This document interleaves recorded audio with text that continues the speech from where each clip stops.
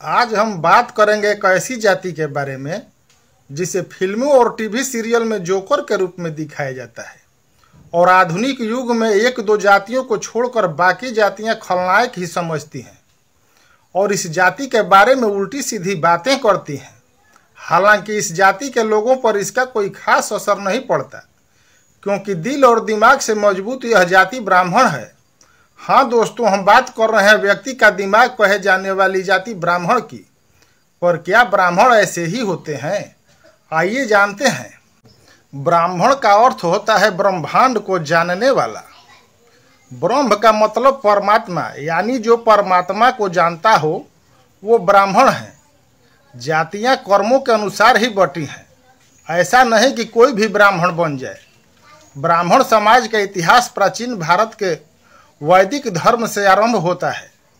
इनका कार्य वेदों से ज्ञान प्राप्त कर लोगों तक पहुंचाना है। प्राचीन काल से ही इस जाति के लोग राजाओं के सलाहकार रहे हैं और अब प्रजातंत्र में भी आसीन पदों पर बैठे लोग इनसे सलाह मशवरा करते हैं। मतदाताओं से मत प्राप्त करने के लिए पोथी पत्र जलाते हैं, ये अलग बात है। विद्वान और राजाओं के सलाहकार होने के कारण इस जाति ने भी बहुत जुल्म सहे हैं। मुगल काल में धर्मांतरण के लिए इस जाति पर बहुत अत्याचार हुए। मुगलों का मानना था कि अगर इनका धर्मांतरण हो जाएगा तो बाकी जातियां भी इनका धर्मांतरण देखकर अपना भी धर्म परिवर्तन कर लेंगी।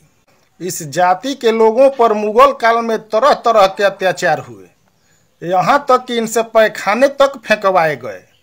मुस्लिम शासकों के घर में शौचालय नहीं होते थे, ये बर्तन में पैखाना करते थे। ब्राह्मण के पास दो विकल्प थे, या तो धर्म परिवर्तन या फिर पैखाने फेंकने के। पर इस जाति ने हार नहीं माना, अपना धर्म नहीं छोड़ा, भले ही अपनी जनेऊ फेंककर गंदगी साफ किया। इन्होंने अपनी जाति तो त्याग दी पर धर्म नहीं त्यागा। जिस भंगी और मेहतर जाति के लोगों को हिंदू अछूत समझते हैं, ये वही जातियां हैं। इनका पूरा इतिहास साहस, त्याग और बलिदान से भरा पड़ा है। इस जाति के लोगों का कार्य तो बदल गया पर दिमाग नहीं बदला। संविधान निर्माता भीमराव अंबेडकर इसका जीता जागता प्रमाण है। आज के कुछ युवा रावण को अपनी जाति का समझ उसे आदर्श मानने लगे हैं, पर रावण को विद्वता के कारण ब्राह्मण कहा गया है। रावण के भाई विभीषण और कुंभकर्ण को कोई ब्राह्मण कहता है क्या? भगवान राम को मानने वाले कोई भी ब्राह्मण उत्तम कुल के नहीं है और न ही कोई वंशावली मिलती है।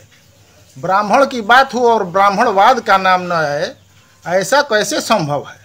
वैसे तो ब्राह्मणवाद का नाम हर कोई जानता है, पर ब्राह्मणवाद क्या है ये बहुत कम लोग ही जानते हैं। भारत के चारों दिशाओं में 4 मठ हैं। उत्तर में बद्रिका आश्रम का ज्योतिर्मठ, दक्षिण में श्रृंगेरी मठ, पूर्व में जगन्नाथपुरी का गोवर्धन मठ और पश्चिम में द्वारका का शारदा मठ। इन चारों मठों में उल्टी दिशा के शंकराचार्य होते हैं, जैसे पूर्व में पश्चिम दिशा के शंकराचार्य, उत्तर में दक्षिण दिशा के शंकराचार्य, ताकि आपस में रिश्ते भी होते रहें और विचारों का आदान प्रदान भी होता रहे। यानी एक डोरी से चारों दिशाओं के अपने जाति के लोगों को जोड़कर रखना ही ब्राह्मणवाद है।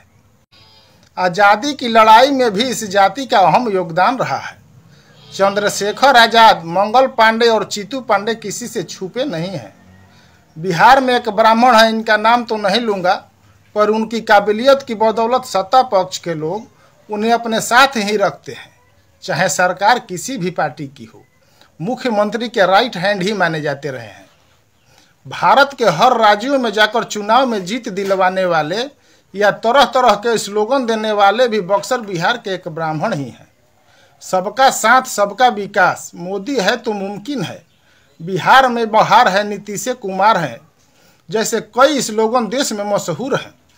दोस्तों, आपको ये मेरा विचार कैसा लगा? अगर अच्छा लगे तो लाइक, कमेंट और शेयर करें। मिलते हैं किसी अन्य टॉपिक पर, तब तक के लिए राम राम।